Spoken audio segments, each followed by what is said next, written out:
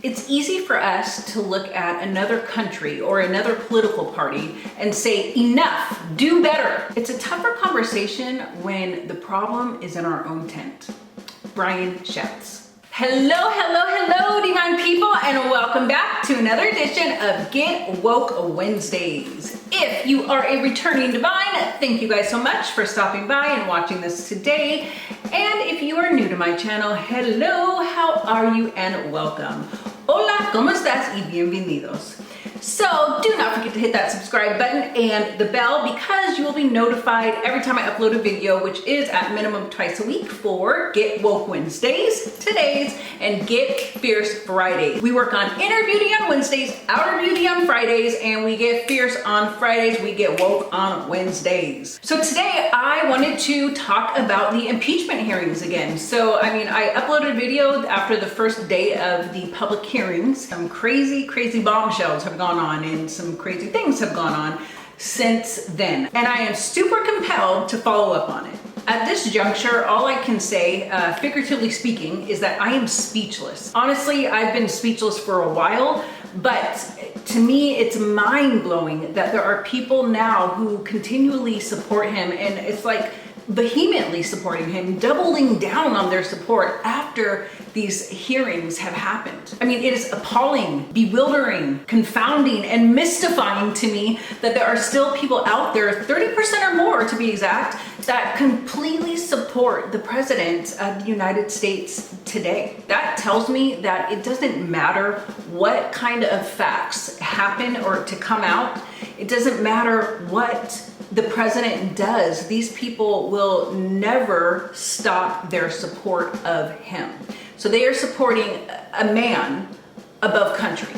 That's how I look at it. These people could get slapped upside the head with cold, hard facts and still they would support him. So it's just rather confounding to me. That being said, everybody is entitled to their own opinion. Am I right? This is America. This is the United States of America. So you're entitled to your opinion. You truly are. But that doesn't mean that people are going to say something about your opinion. So over the past couple of weeks, numerous honorable and reputable people have come forward in the public hearings. Even though the White House has urged and encouraged these folks not to come forward, they actually have. They are answering their call of duty by coming forward. Nixon pulled the same things. He did not allow people to go and be a witness for the hearing. He disobeyed Congress's orders as far as documents that they wanted and that they are entitled to per the Constitution. So, there are definitely some similarities between the president today and Nixon. But as I mentioned, several people have come forward in the hearings, and I just want to talk about that a little bit, talk a little bit about the hearings. So if you're somebody who is interested and really care about this stuff, but you haven't had a lot of time to watch the hearings, I just want to give you my view, my perspective on what kind of went down and where we are at today with the impeachment inquiry. And by the way, after you watch this video, I want to know your thoughts. I want to know, do you agree with what I'm saying? Do you disagree with what I'm saying? Do you vehemently disagree with what I'm saying? Or do you vehemently agree with what I'm saying? I would love to know your guys' thoughts. Comment below. If people come at me sideways, then I will be blocking you, just to let you know. You can absolutely say your opinion, but do not come at me sideways. Do not come disrespecting. That's all I gotta say, because you'll be blocked. So yeah, comment below with your thoughts after this video. If you are wanting to know what kind of went on the hearing, stay tuned, because right here, right now, we are about to get woke on politics, impeachment hearing on Davian's dish.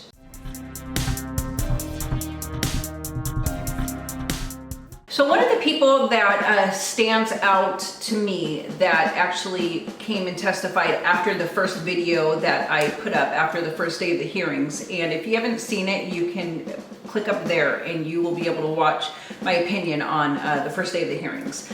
But since then, an ambassador named Ambassador Yovanovitch, she's the former ambassador to Ukraine.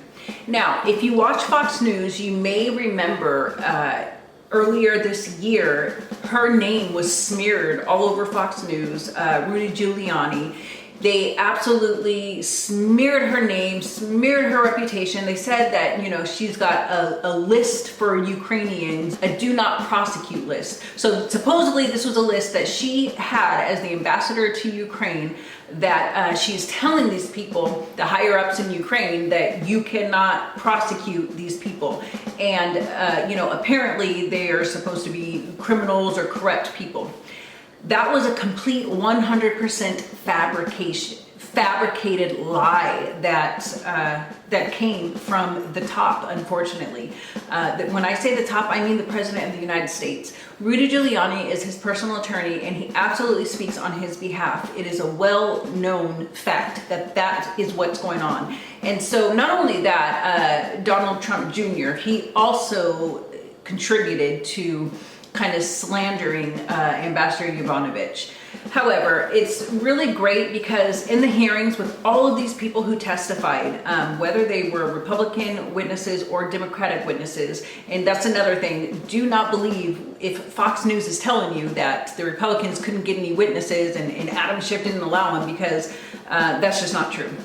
So all of the witnesses that have come forward, by all accounts, they all say that Ambassador Yovanovitch is an honorable servant, and she does her job well. She does it impeccably, she does it with honor, and she is really hard and tough on corruption. If you don't know, Ukraine is notorious for being corrupt. There's a lot of corruption in Ukraine. And so Ambassador Yovanovitch, she is a career official, and she was really hard on corruption. So as it was laid out in the hearings, basically they needed, and when I say they, I mean the President of the United States, and I mean Rudy Giuliani, and whomever else was following them and in a part of this drug deal, as Bolton would say. So they started a smear campaign on her because they wanted her out of the way. Because she is, you know, really big on corruption, they wanted her out of the way because they were in fact doing some corrupt things that started with the president. So by law, the President of the United States, he can hire or fire any ambassador that he wants. It is at his pleasure that they actually work under the President of the United States, whatever country they're in. It is the president who's got to, you know, essentially, I guess, get along with them and like them and feel confident in their abilities. If for any reason they are not confident in their abilities, they can absolutely recall them from that country. And so, in fact, the president has recalled several ambassadors. And the one thing that Ambassador Yovanovitch and frankly, a lot of other people that were in the hearings, they said is they just do not understand why the smear campaign had to happen prior to her removal. I've got a theory about that, and I'll let you know a little bit later on. But so that is the first person who really struck me as, you know, very relevant to these hearings. It was the ambassador. She actually went and she testified, and I mean, by all accounts, she told the truth. So not only was she slandered and smeared and recalled from the Ukraine by the President of the United States, while she was testifying in the hearings, the president tweeted out about her live while she was testifying. And I'm going to put his tweet up so that you guys can read it. I mean, it is absolutely ridiculous. I can't even understand why he would do something like that. I mean, are you kidding? This is the President of the United States. His words are very far-reaching and they have a huge impact. And so for him to be tweeting out saying that everywhere she goes turns bad and it's a complete fabrication, it's disgusting to me. It is absolutely disgusting, and it should be disgusting to you too, because he'll tweet about anybody who would oppose him, anybody who doesn't like him, he would tweet about them. It's absolutely mind-blowing and mind-boggling that this 70-year-old man acts like he's 10 years old. It is just ludicrous. So anyway, that is, and Adam Schiff, the Democratic House chair, he made it clear that it was basically witness tampering, witness intimidation. And in fact, Ambassador Yovanovitch, she says that she felt intimidated. Ambassador, you've shown the courage to come forward today and testify.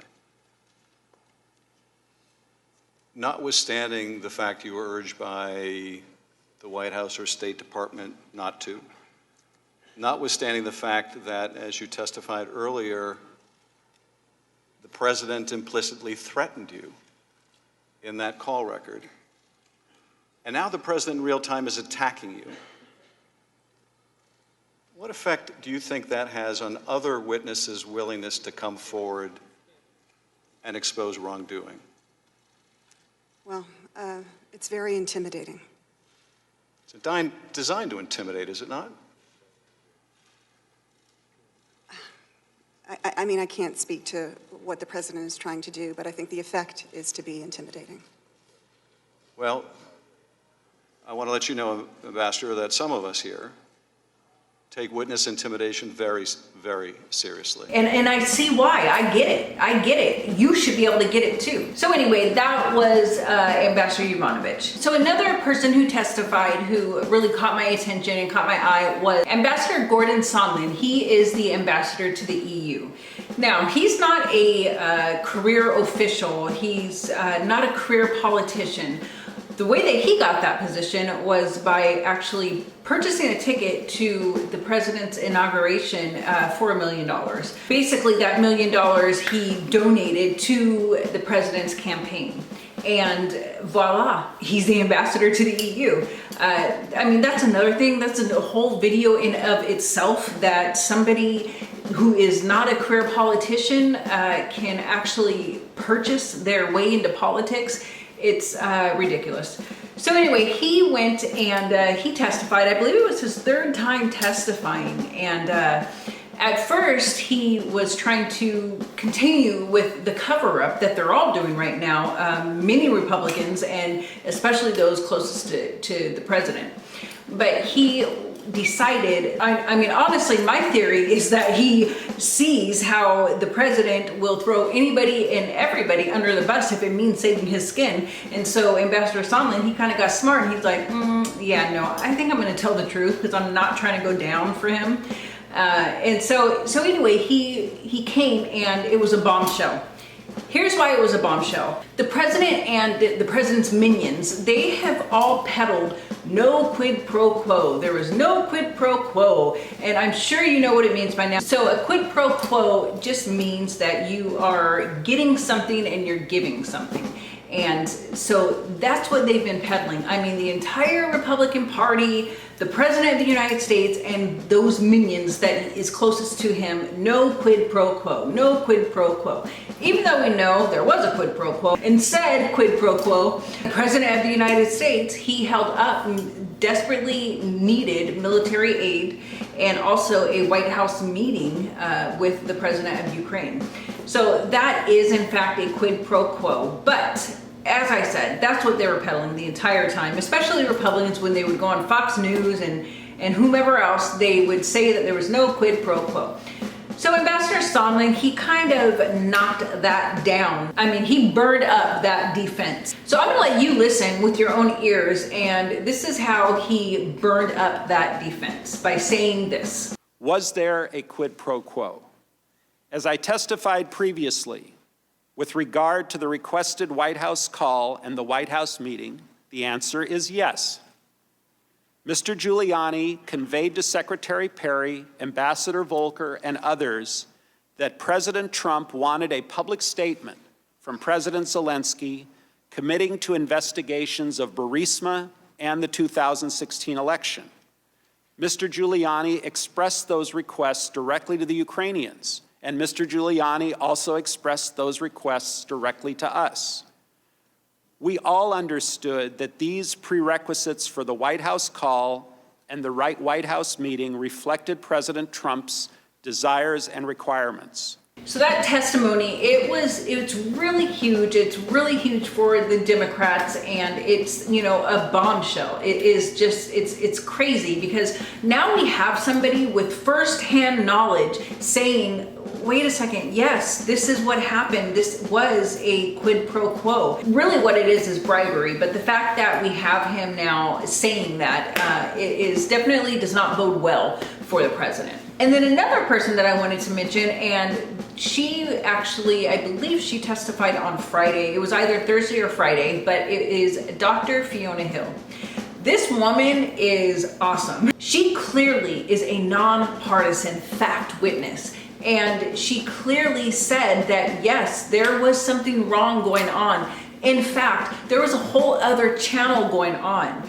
And so several witnesses before her, they were saying that they felt like there was two different channels as far as the Ukraine policy goes.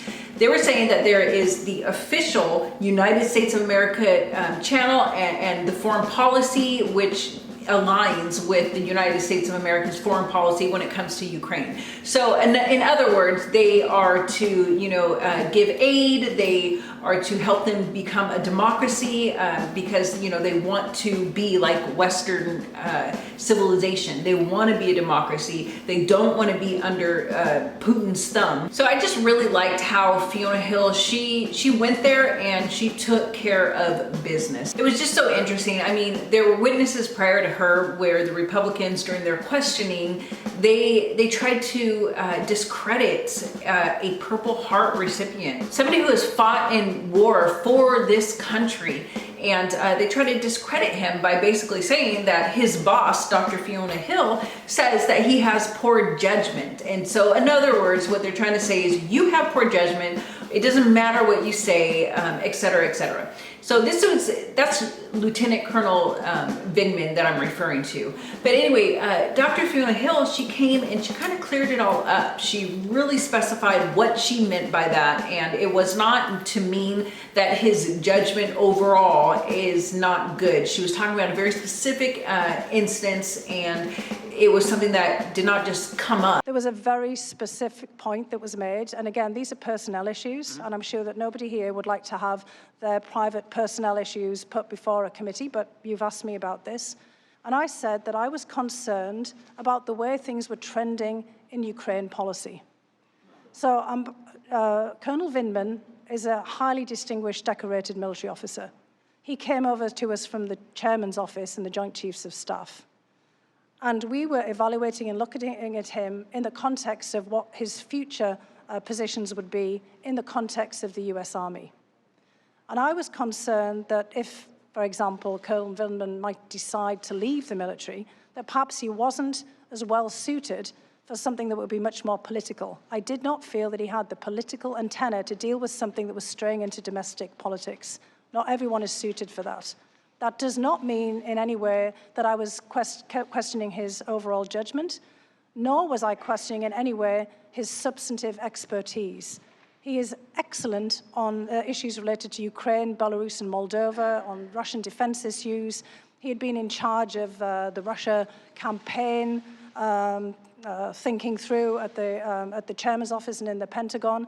This was a very specific issue, because by June, we saw that things were diverging, and you needed completely different sensitivity. Some people in my office have worked at the highest levels of advisory positions, and Mr. Morrison had come from Capitol Hill. He knew politics inside out, and we said that Colonel Vindman did not, and we were concerned about how he would manage what was becoming a highly charged and potentially partisan issue, which had not been before. Another thing that Dr. Fiona Hill kind of debunked, full stop, is Ukraine, according to all of our intel agencies, it was not Ukraine who meddled in the 2016 elections. It was not Ukraine who has some sort of server that the president won't stop talking about. It was, in fact, Russia. Russia meddled in our election. Yes, the same Russia where the president of the United States is standing shoulder to shoulder with Putin. That's the Russia I'm talking about. It was Russia who meddled in our elections. And I believe Nancy Pelosi is right. It's like every road leads to Russia with the president. It's quite mind-boggling and it's disgusting, and this is why he's not releasing his tax returns. I honestly believe it's because it's going to show that he is indebted to Russia. There's oligarchs there, very, very, very rich, powerful men in Russia. And when the president could no longer get loans here in America, I believe he stepped out to Russia. You know, and that brings me to another thing. Although it's not really a part of the hearings, it is not okay that the president of the United States is so cozy, buddy-buddy with Russia. It's like, Putin is a well-known murderous dictator. Why is it that the president of the United States, he seems to really look up to all of these dictators? Kim Jong-un, Vladimir Putin, even the president in the Philippines who orders, if you are a drug addict or if you sell drugs, he orders them dead on the spot. The president of the United States has commended him. It is just, it's insane. I don't see how people, namely the 30% that I was referring to in the beginning of my video, I just don't see how these people don't understand. They don't see who is in the White House right now. What kind of person is in the White House? It is a person who only cares about himself. It is a person that is full of hypocrisy. He wants to talk about Hunter Biden, and because Hunter Biden got some job due to his name, it's like, what? Do you know that your kids are doing the exact same thing? Do you know that your daughter, your favorite daughter that you have an unhealthy lust for, actually has many patents from China? It's like, mind-blowing. How do you guys not see that? So have you seen the movie Misery? I know I'm all over the place, but have you seen the movie Misery? So there's a part in Misery where she starts talking about a show that she used to watch when she was younger, and she was in the movie theaters, and some character died in the show, and then somehow in the next movie that character was alive or something like that, and she's like, when people in the theater were cheering that this person was alive or something like that, she's like, no, what are you talking about? Have you all got amnesia? Did you all not see that this, that, and the other happened? And she's like, what'd she say, cock-a-doodle? Some cock-a-doodle-doo! But clearly she was so crazy, but that is how I feel when I think about and when I talk about all of these things that's going on with the president and the fact that he still has so much support. It is so mind-boggling to me. I do not get it. As far as the Republican politicians are concerned, I get that and I understand it because basically they don't want to lose power. Honestly, they do not care about this country. They don't, but they don't want to lose power. And they know that if the president were to be impeached and removed, then, you know, that loses their power. They love how they have it right now because right now they're able to push through so many judges. They're able to get a lot of things, a lot of crooked ass things that they've been wanting to do for a while. And now that the president comes along, now that he's here, they're able to do all this stuff. So that is why you see them, they are like ride or die. I hate even using that term for them because honestly, I put some respect on ride or die, but that is how they are acting right now. They're so close, so tight in this that they are blinded or they simply don't care to the future of this country, because I honestly believe that the president does not have the country first. He says that he does, but he doesn't. His actions would suggest otherwise. Okay, he meets with dictators. It's just, I mean, I could go on and on. I did want to share with you guys a quote. And the quote that I want to share with you is from a Russian communist leader. His name is Nikita, and I can't even pronounce his last name, but it's like Khrushchevich, something to that effect. It's well known that he said they are going to take over the world.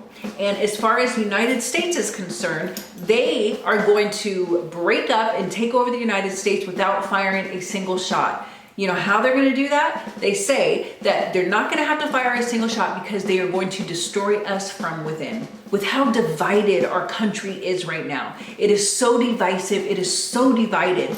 And that's exactly what they're doing. Now they have somebody in the Oval Office. They have the most powerful person in the world seemingly under their thumb. And I'm talking about Putin. He's got him like wrapped around his finger. And it's just mind-blowing to me. That is what the Russians are doing. They are so full of Russian aggression. Please hear this. I am not talking about the Russian people. I am talking about the Russian leadership, namely Putin. I am not saying that this is how the citizens of Russia are and this is what they want. I mean, clearly with them breaking from Soviet Union, they obviously don't want that. And obviously Ukraine doesn't want that, but Putin, Russia, he does not want to allow that to happen. So that's the war that Ukraine is at right now. And that's why it's so vitally important that we continue to actually send them money and help them and show our support of Ukraine, because as I said, they want to be a democracy. They want to join Western civilization and they want to be a democracy. They don't want to be under Putin, who is a dictator. But that quote, when he says that he's going to destroy us from within, that is why when I see the President of the United States standing shoulder to shoulder with Putin and he is saying, no, I don't believe our intel agencies, I don't believe that you guys actually meddled in our election. I don't believe it was you. And he took Putin's word for it. It was like an international televised speech. Every U.S. intelligence agency has concluded that Russia did. My first question for you, sir, is who do you believe? My second question is, would you now, with the whole world watching, tell President Putin, would you denounce what happened in 2016, and would you warn him to never do it again? All I can do is ask the question. My people came to me, Dan Coates came to me, and some others. They said they think it's Russia. I have President Putin. He just said it's not Russia. I will say this. I don't see any reason why it would be. I have great confidence in my intelligence people, but I will tell you that President Putin was extremely strong and powerful in his denial today. My mind is blown. I don't see how people are not putting this together. How is 30% of the United States not filling in the gaps, not reading in between the lines? Frankly, you don't even have to read in between the lines. You just need to read the writing on the wall. It is not rocket science. This man is divisive. Anyway, guys, I know I was so all over the place, but man, it felt good to be able to get all of that out. And I know I was all over the place, and typically I do not like to have my videos like that, but you know, I guess I just wanted to talk. I needed to talk, so I did. Let me know what you guys think. I want to know, do you see things how I'm looking at it? Do you have a different perspective? Do you have other theories that perhaps I didn't think of? I would love to know. Comment below. But you know, the point of this video is to say that the President of the United States, he engaged in bribery. He engaged in bribery at a time when Ukraine absolutely needed our financial assistance and the show of assistance, showing that the United States stands with Ukraine, you know, because people won't try to mess with Ukraine, or Putin won't try to go in and show full force and whatnot with Ukraine when the United States is fully standing behind them. What's happening now, it's a tragedy, and I pray for our country. You know, I don't know how these hearings are going to go. I do believe that he's going to be impeached in the House, but I do not believe at this time, like, nothing makes me believe that he's going to be removed, that the Senate is going to vote to remove him. So, you know, I could be wrong, and I pray to God that I'm wrong, because when the hearing started with Nixon, I think it was like 20% wanted him to be impeached and removed, and by the time, you know, the hearings went public and whatnot, it was well over that percentage, and so he resigned.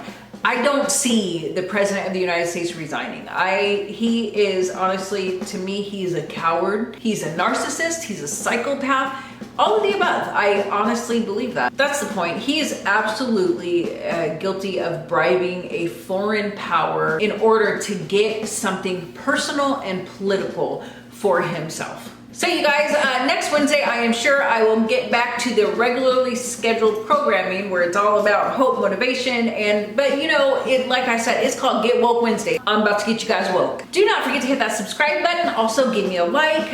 Your likes really help, comments really help, sharing really helps. So if you guys enjoyed what you saw, give me a like, give me a comment, and subscribe. Until then, I will see you guys in my next video. Bye!